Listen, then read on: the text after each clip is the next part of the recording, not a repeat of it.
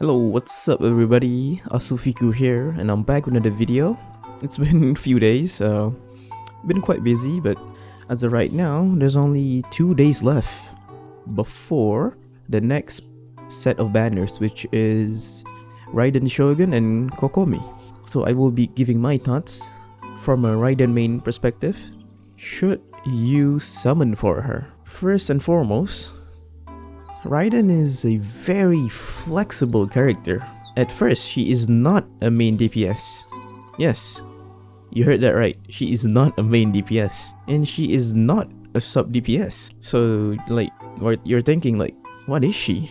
She is an utility support character.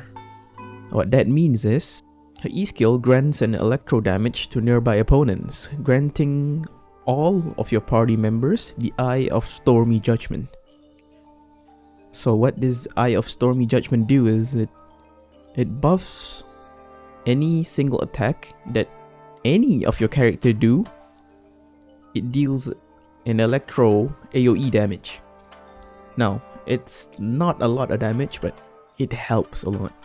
It simply applies electro to the opponent, so it will be very easy.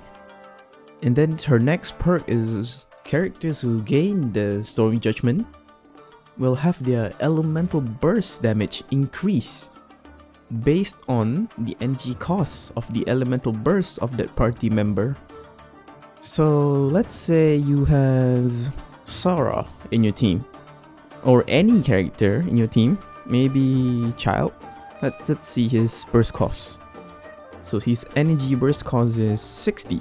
So he has a 60 energy burst cost. So what that would do is, if you activate her elemental skill, the Stormy Judgment Eye, this will increase Child's burst damage. Now let's move on to a burst. This is the best feature of the Raiden Shogun. As you can see, it is very, very long. So this is a burst where once you activate her burst, she changes from a polearm weapon into a sword or a katana. Is a sword that she will use during her whole duration of her burst, which is roughly for 7 seconds. Now you might think 7 seconds, that's quite short. Can she do anything? Here's the good part. Not only does she deal damage, which cannot be overridden, but she will regenerate energy for all party members. Yes, you heard that right. Regenerate energy for all party members. Not only does her elemental skill increases his burst damage, but it also decreases his energy cost because her burst will refund energy. While in her burst, the Raiden Shogun resistance to interruption is unstoppable. When I mean unstoppable, I mean literally unstoppable. You cannot be flinched. You cannot get knocked back. The only way you're gonna go down if you die. She's that strong in her burst.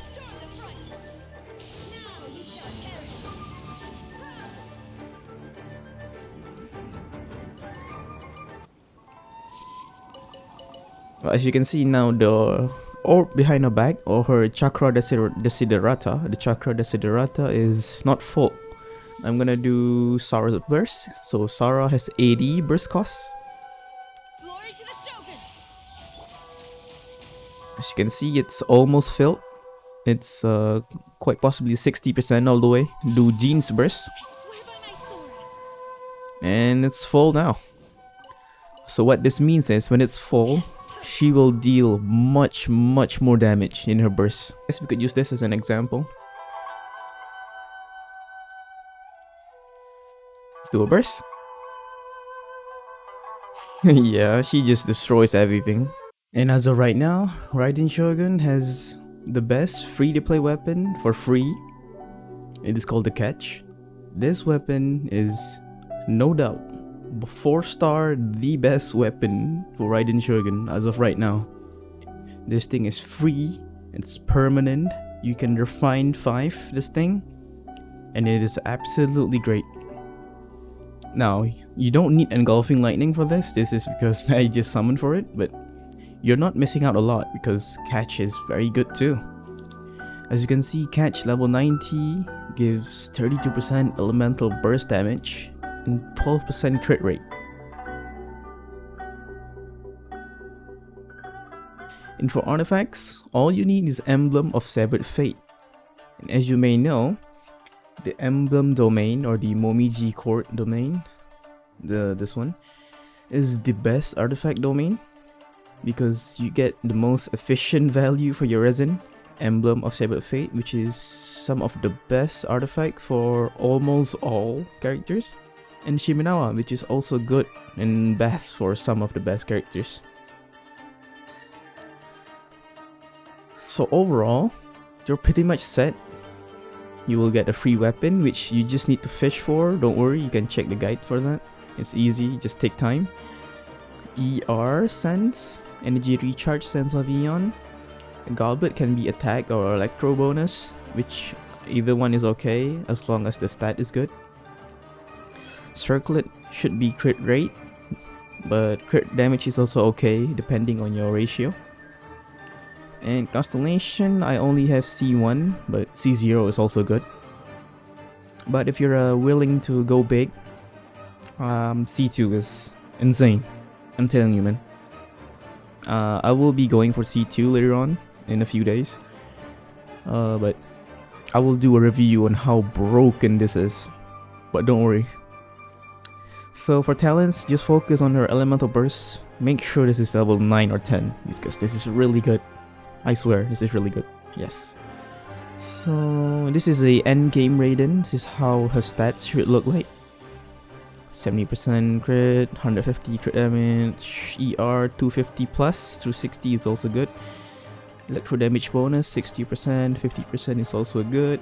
And at that level, she's not just a support anymore. She's the DPS of your team. If you're willing to go big, you can get Sara as well.